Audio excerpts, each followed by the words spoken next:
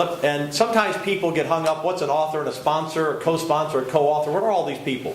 Okay, if you're the author of the bill, Debbie was the author of putting under God in our state pledge. I authored that on the House side. She authored it. She then can get joint authors. That means you can get 5, right, on a bill? I think we had a whole lot of joint But I mean, we can have 4 joint authors, but we can have lots of co-authors. Lots of co-authors. So then a House member looks for a sponsor over in the Senate. And I went to Dan. So she came to me, so I was the sponsor of the bill, and then I go to other members and I get joint sponsors. I get co-sponsors of the bill. And what's the difference between being a joint author or a joint sponsor or a co-sponsor? It just means that a representative saying, this is something I really believe in, I want to be right with you in the headline of the bill. Some people will say, I'm with you, I'm just going to vote for the bill, don't worry about it. On big bills, you'll see almost all the members sign on the big bills. And so she gets the same thing. On the sonogram bill, and I'm just using that because it's the one that came out this week out of committee, I'm the author of that bill, and I have co-authors on the bill. And I asked Jeannie to be the sponsor of that bill in the House side. So authors are the people who originate the bill. Sponsors are the people in the other chamber who carry the bill. Your co-authors. But then you changed. But you added a very good punctuation and an additional word to it. So just because when I sent the Under God bill over to you, then you enhanced it by, I think, a comma and the word one, which actually improved it significantly. So, and that was a suggestion from another senator. So we can amend each other's bills, and then we go to conference. So if I send a bill over to the House, and they take the bill and change it a lot, then it's up to me to say I accept all those changes. If I report back to the Senate, say, look, Senate Bill 1000 is back. I accept the changes of the House. I ask for your approval. The bill passes. If I don't like what they've done, then we have to go to conference committee. And conference committee, you're losing your voice. Quickly tell it. Okay. Conference committee is when, like with my Jessica's Law several years ago, House Bill 8, we passed it on the House side after a sheer miracle, and then it went to the Senate. The Senate sent it back, but I was not willing as the author to accept it as they sent it back to us. It did go to a conference committee. We had to hammer out those differences. At that point, I was told that I didn't think that we could get any 2 people to agree that the sun was going to come up the following day. But the fact of the matter is, we did. We got everyone on the conference committee to finally hammer out an agreement, and we got it passed. And so if the conference committee doesn't agree, the bill dies right there. If the conference committee agrees, and usually the author is the chairman of the conference committee on each side. So if I have a bill that I've authored and it comes back and I have disagreement with it, the lieutenant governor appoints me chairman of the conference committee because I'm the one that's worked with it, and I'll sit down and we'll try to work it out between us. And then it's ready to go to the governor's desk at some point. If a bill passes with 2/3 of the House, 100 members, and 2/3 of the Senate, 21, it can become law instantly. If it doesn't pass with 2/3 in both houses, then it's usually September 1 that it becomes law. It may not take effect exactly, but that's usually when it rolls in, or it could be later in that year. Let's go to the next slide quickly. We're only about 5 minutes behind. Phil or Jeannie, why don't you pick up the mic on this one and explain the different types of bills we file. You want to talk, Jeannie, about most legislation are HB, House bills, and Senate bills that amend current law. Why don't you, some of the legislation requires a joint resolution. Explain, Jeannie, what a HJR and an SJR are. Well, on the joint resolutions, those are things that basically that we're saying that we want to influence something that's not just a bill. I mean, it's not something that's going to be a legislative bill, but it's something that we want to jointly say that we strongly want to do this, or we strongly want to encourage. And a lot of times there are joint resolutions that happen with the House and the Senate that we're talking to Congress a lot of times about some of the things that have been done, and such as Brandon Creighton's last time, the joint resolution. But these are things that we do jointly make a strong statement, basically. And as we're looking at the changes to the state constitution, and it requires 2/3 of each chamber to make these changes. And it's something that, like I said, it's not just a regular House bill or a Senate bill that amends current law. It's actually changing something in the state constitution or making a very strong statement when you get down to the concurrent resolutions that we send to Congress and on matters such as that. And Brian, you want to add something? Senator, in case I hadn't noticed, we're joined by our great conservative new colleague, Jason Isaac, from just up the road. Welcome, Representative Isaac. We're going to have a part for freshmen in the program a little later, see what they have learned. Because when Phil King came up with this idea of orientation, I want you to understand that I know this gets mind-numbing. This is what, if you were elected to the House or the Senate, you come in for 3 days in December and begin to learn the process. The simple resolutions at the bottom are, and if you've been to the Capitol and sit in the gallery, you know, we have Harris County Day, we have Rodeo Day, we have whatever the resolutions. Those are the simple resolutions that pass unanimously because a senator or a House member wants to honor someone in their particular community. So you've got House bills, Senate bills, some require different levels of votes. You have different resolutions. Brandon Creighton carried the resolution last session, passed it out of the House. It didn't come up for a vote. Talk about your resolution. Explain which one that falls into here with the 10th Amendment. Sure. On the HCRs, the House concurrent resolutions, a good example would be, as Senator Patrick mentioned, last session I carried HCR 50, which was the reaffirmation of the 10th Amendment from the state legislature in Texas to Congress.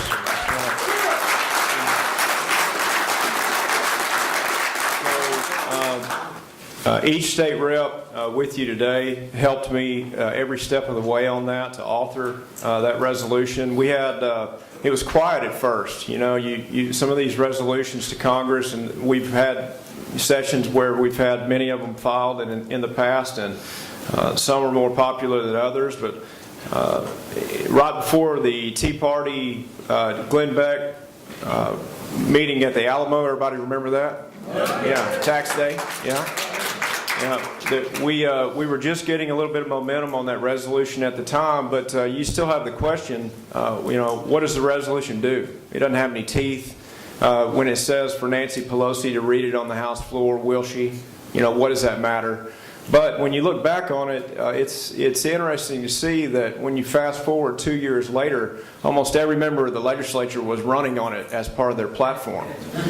So when we've seen Congress act in the past, and we've actually seen amendments to the U.S. Constitution, it's because the states, and more importantly you, the people, have become so united in creating a political tide and a groundswell with a message as government refuses to listen on a certain issue, that messaging can resonate into action.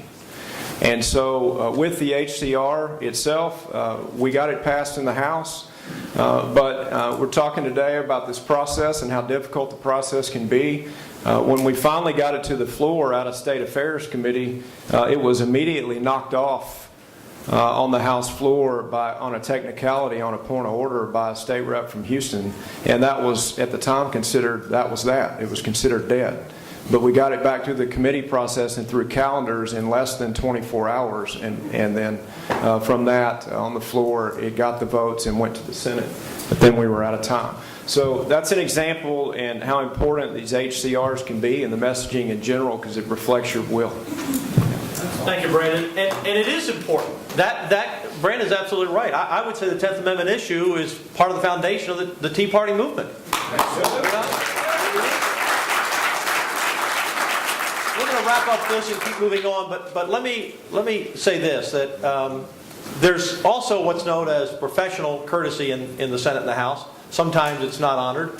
But last session, Senator Robert Nichols carried the 10th Amendment and asked me to join author. It was just the two of us on the bill. I was proud to do that. This session, professional courtesy, Brandon asked Senator Nichols to carry it again, and Senator Nichols, who's now chairman of our Republican caucus, said, my plate is full, I'll joint author it, let Dan carry it. So I'm carrying it in the Senate this time, and I already have every Republican signed up as a co-sponsor on the bill. Now, Remember, I need 21. will I be able to get 2 Democrats to stand up for our Constitution and our sovereign rights of Texas? You would think it'd be a no-brainer, wouldn't you? So we're going to work on that and try to get that passed all the way through both sides this time. The last thing, he mentioned the point of order. The House is full of points of order. You guys, Jeannie, can kill a bill if you got a comma out of place, right? Correct. It depends on when it's going through the process and it gets to the floor, what your process is in committee. And there are a lot of things that can cause a point of order. One is if you have issues with just what the bill says that it's intended to do, whether the statement is correct or not. But then also, as Dan pointed out, there are a lot of committee process points of orders that if it's not done correctly, and someone can go back and look in the minutes, and if there is an issue with it, and that can be determined by the parliamentarian whether there actually is a point of order or not. But there have been a lot of important pieces of legislation that have either been killed or sent back to committee because of a point of order and had to start all over. And so that's another one of those things that when someone's really looking to stop the process or to kill a particular bill, they can call a point of order on it, and then it has to go back and start all over again. So that's another delay tactic.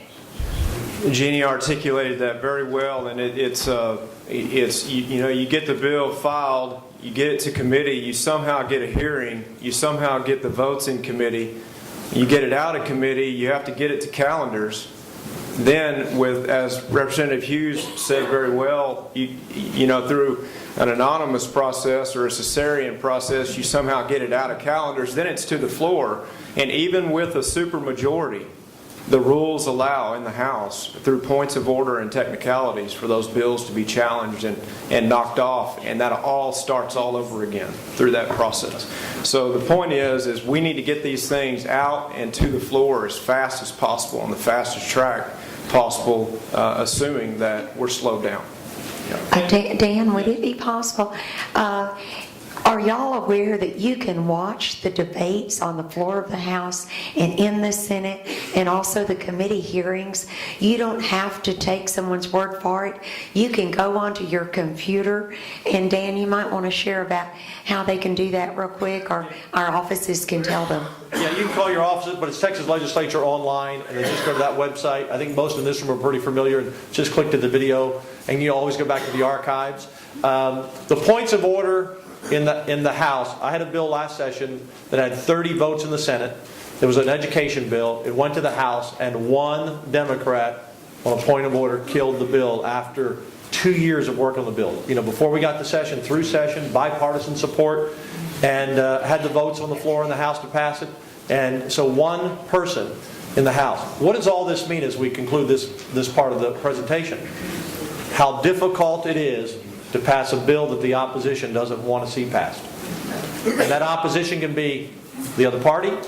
It could be a special interest group outside the Capitol. It could be a group of legislators in the Capitol.